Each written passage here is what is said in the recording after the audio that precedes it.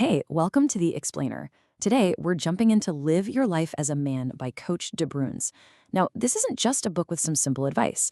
It's a pretty controversial take that lays out a diagnosis and really a radical solution to what the author calls a full-blown crisis in modern masculinity.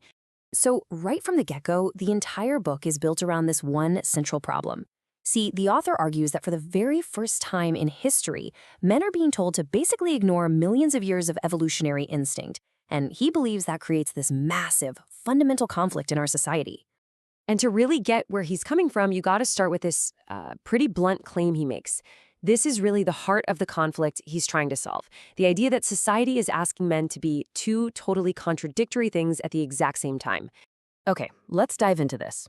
So the first big piece of his argument is this idea that historically, men haven't been defined by who they are for themselves, but by how they relate to women and their role in protecting them. A great example he brings up is the sinking of the Titanic.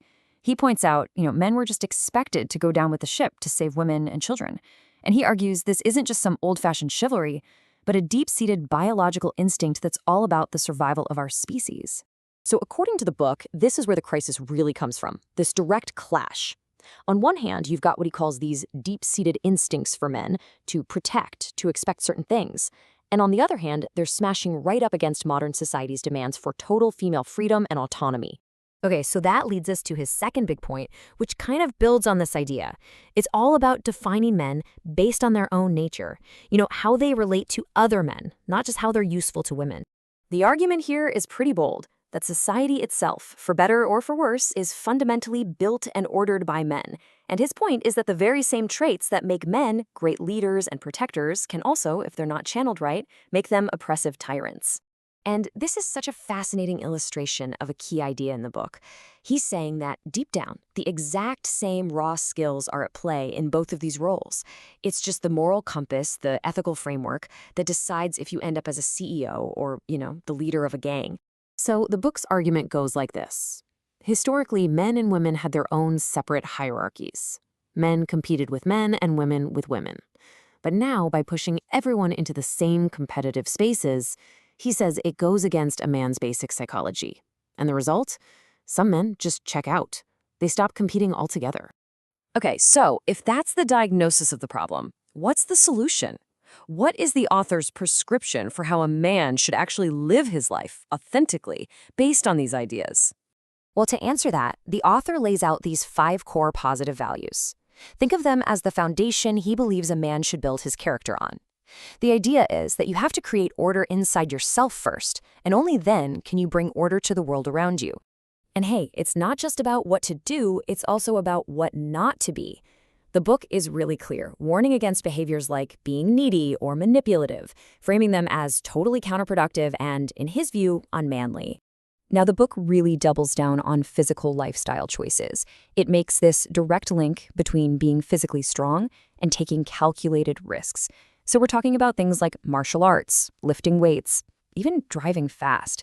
He connects all of that directly to what he calls authentic masculinity and even mental health. When it comes to sexuality, the author's view is, it's crystal clear. He makes the case that men should steer clear of casual sex and pornography, arguing they actually devalue a man. Instead, he says they should pour that energy into a real, committed, long-term relationship. And where does all of this lead? Well, according to the author, all of these principles, the ethics, the lifestyle, that self-discipline, it all comes together and finds its highest purpose inside the traditional family unit. And this is a really crucial point. The book completely rejects lifestyles based on just seeking pleasure, and that includes things like MGTW or men going their own way.